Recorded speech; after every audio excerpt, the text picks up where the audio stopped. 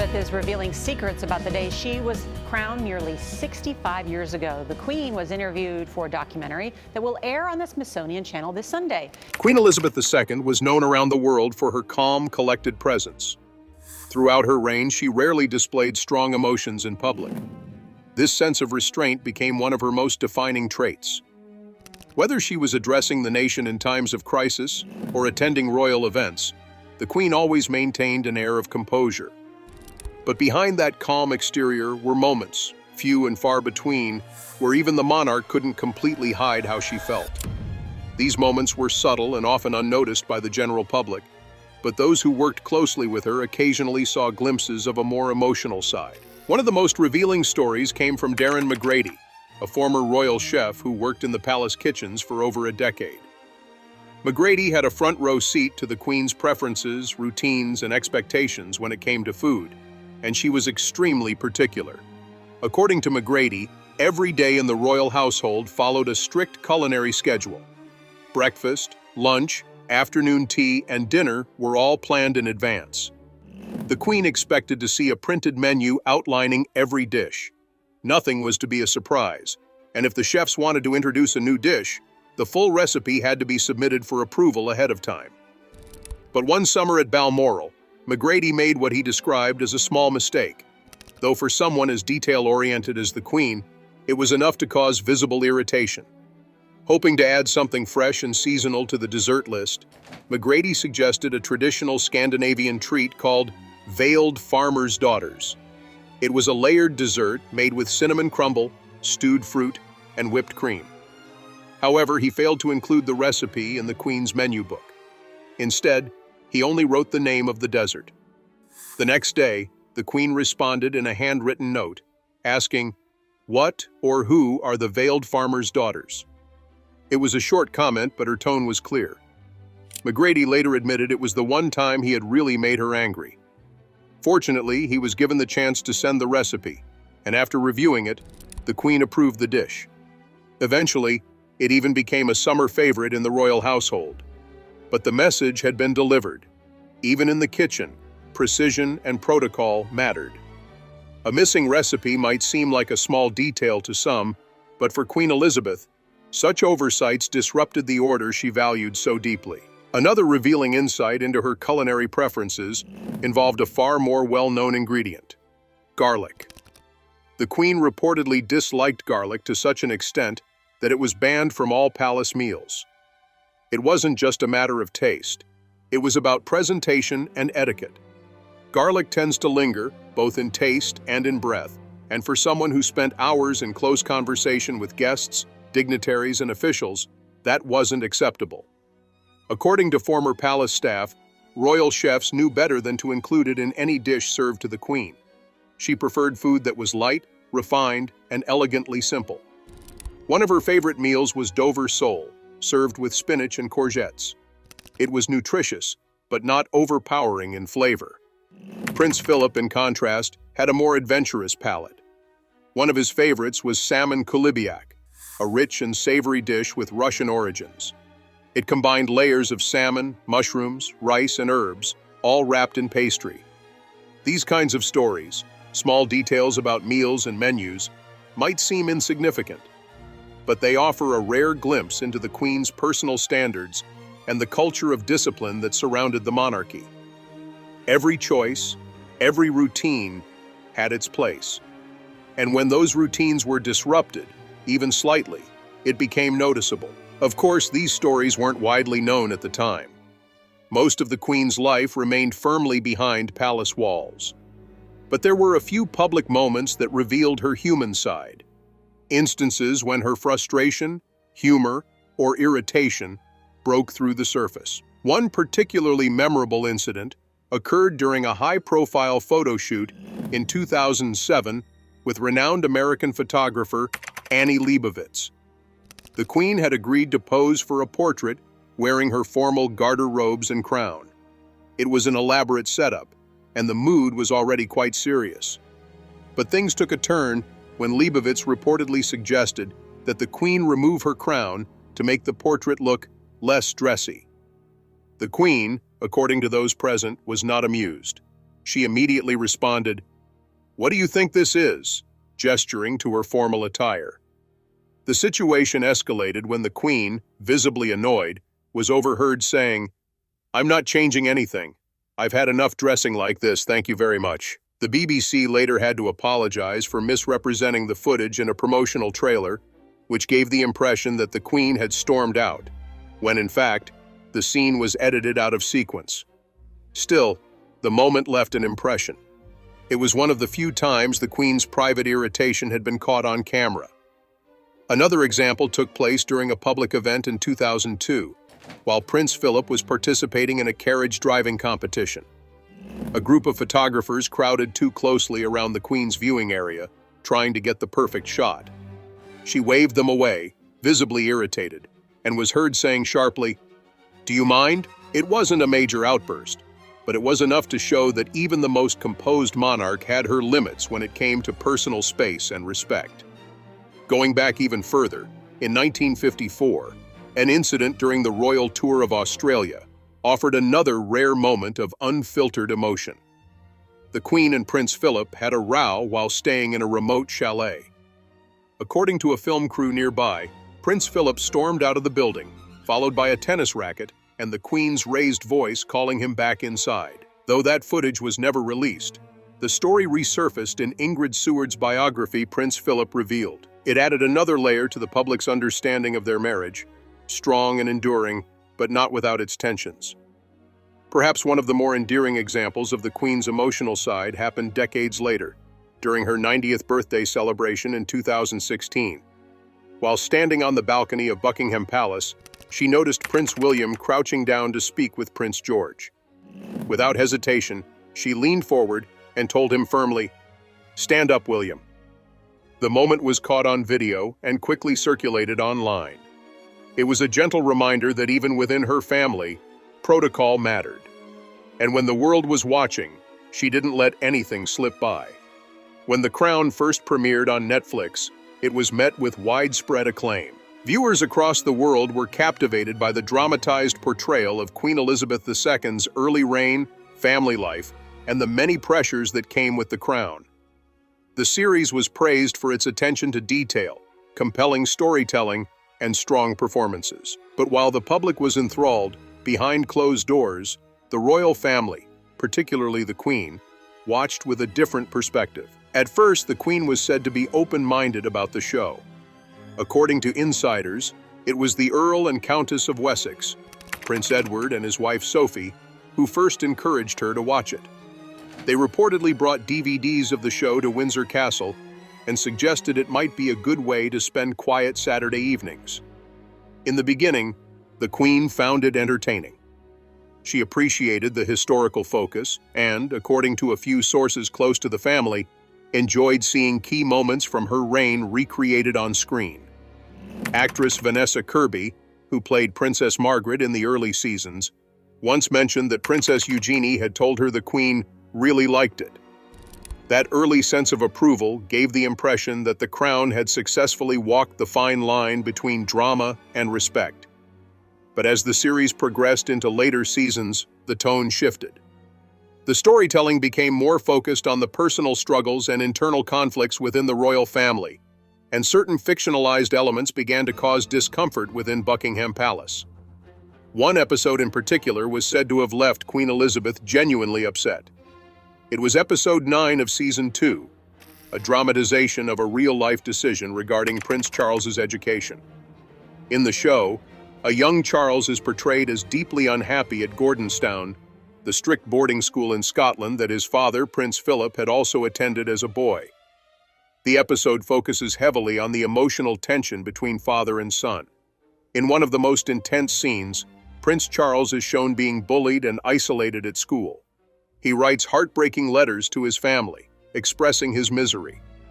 The portrayal of Prince Philip, played by actor Matt Smith, is particularly cold. At one point, Philip refers to Charles as bloody weak, showing little understanding or sympathy for his son's struggles. The emotional weight of the scene left a strong impression on viewers. But for the Queen, it was something more than just dramatic television. It was personal. A senior royal source told the press that this episode was especially painful for the Queen to watch. While she understood that The Crown was a work of fiction, she also knew that many viewers would see it as a faithful representation of real events. That concerned her. The idea that the public might come to believe Prince Philip was an unfeeling father struck a nerve. Privately, Queen Elizabeth was known to be deeply protective of her family, particularly when it came to how they were perceived in the media. Over the years, both she and Prince Philip had been the subject of intense scrutiny, but she had always tried to rise above it. However, this specific portrayal felt different. It wasn't just about image, it was about misrepresenting the man she had known for most of her life. Insiders have said the Queen believed the depiction of Philip in that episode was inaccurate and unfair. While it was true that Gordonstoun had been a challenging place for Charles, the idea that his father had been cold and dismissive was, in her view, a distortion of reality. She had lived through those moments. She had seen the concerns, the conversations, and the decisions unfold in real time. And while no family is perfect, she felt that the series had crossed a line by turning private pain into public entertainment. The Queen wasn't alone in her feelings. Prince Charles himself had spoken publicly about his time at Gordonstoun in the past. He acknowledged that the school was tough and that he struggled there. But he also said it taught him resilience and independence. The show's portrayal, by contrast, focused almost entirely on the suffering without balancing it with the longer-term perspective that Charles had come to adopt as an adult. From the palace's point of view, the problem wasn't just the emotional impact, it was the broader effect on public understanding. The Crown had become hugely influential, especially among younger viewers who might not have lived through the events being depicted. As the show moved into more recent history, the gap between drama and reality began to blur. The royal family, bound by tradition and often unable to publicly respond, could only watch as their lives were repackaged for a global audience. Despite these concerns, the Queen reportedly never made a public complaint. That wasn't her way. Throughout her reign, she chose to remain above the fray when it came to media portrayals, whether in newspapers, documentaries, or fiction. But according to several royal correspondents, she did express quiet frustration in private circles. The palace also had to walk a careful line. While the Queen didn't personally endorse the show, she was aware that some members of the public believed she had approved it. That created its own complications. The monarchy had long relied on a sense of mystique and decorum, key parts of what kept it relevant in modern times. But shows like The Crown introduced an entirely new dynamic, where fiction could quickly become fact in the public's mind. In later seasons, the show would continue to dramatize painful chapters in royal history, from Princess Diana's marriage and struggles to more recent controversies involving the Queen's children and grandchildren. Each season sparked fresh headlines and renewed interest in the real-life figures behind the characters. And each time, the royal family had to deal with the consequences, both in terms of public opinion and personal emotion. One former palace aide described the Queen's attitude as resigned. She understood the power of storytelling and the public's appetite for royal drama. But she also felt that some parts of her life, particularly the most intimate family moments, should remain private. That belief had shaped her entire approach to being monarch, to serve quietly, to represent the country with dignity, to never explain or complain. In the end, the Queen didn't issue a formal statement about the Crown. She didn't need to. Her silence spoke volumes. For someone who had always valued discretion and duty, the emotional toll of seeing her family's story fictionalized and broadcast to millions was something she carried quietly. But those close to her knew how she felt. Royal weddings have always been more than just family events for the British monarchy. They are carefully orchestrated displays of tradition, symbolism, and public connection. For Queen Elizabeth II, these ceremonies were moments of both national significance and personal reflection.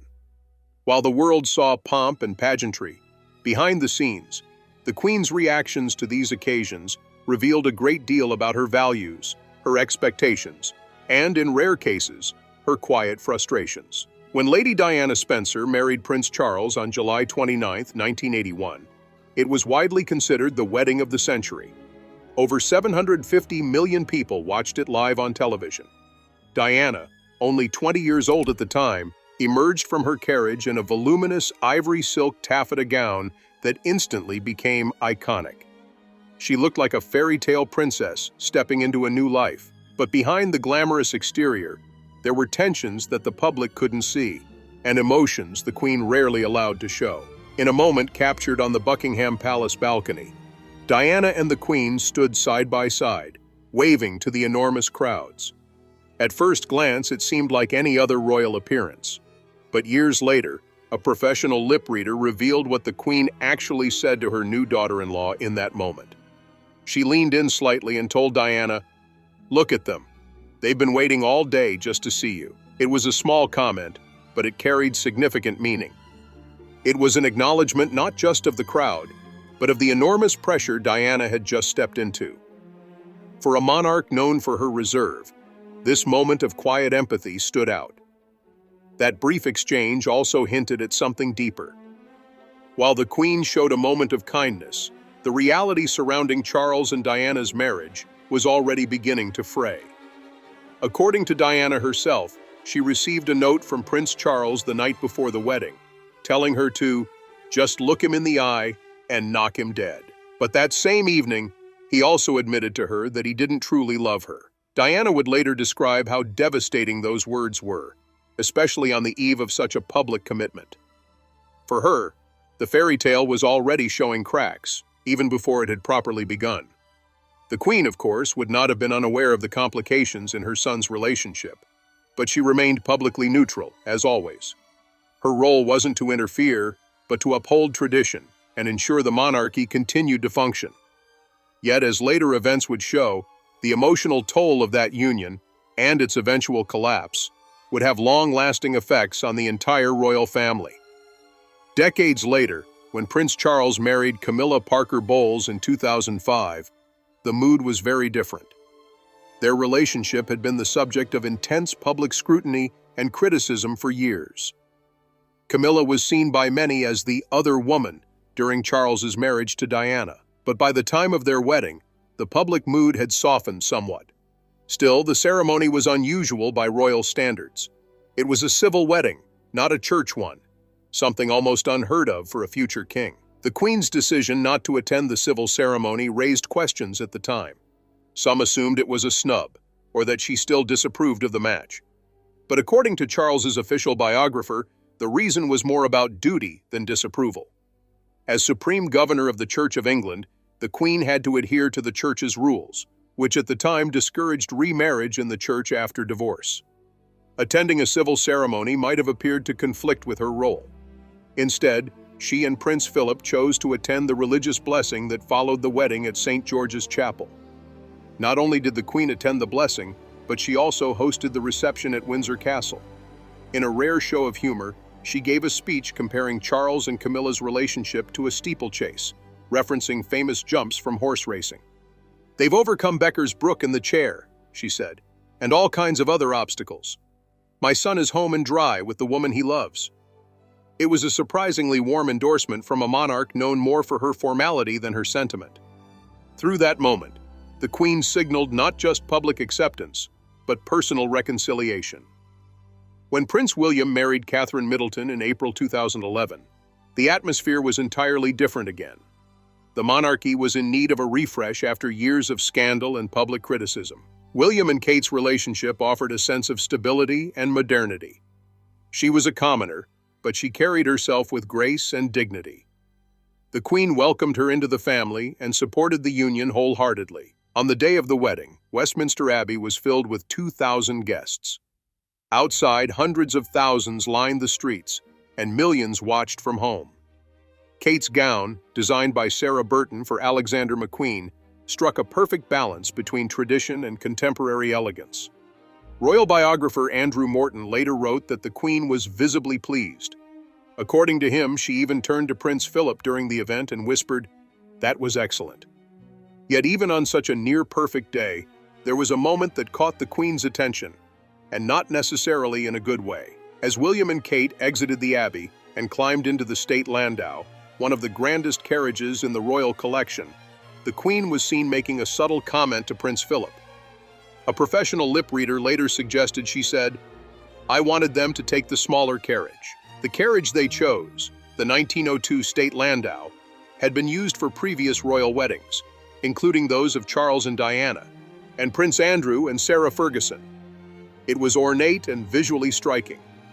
But the Queen had a different preference. She was emotionally attached to the glass coach, which had been used on her own wedding day in 1947. It had also carried Princess Anne and Lady Diana on their wedding days. For her, it wasn't just a vehicle.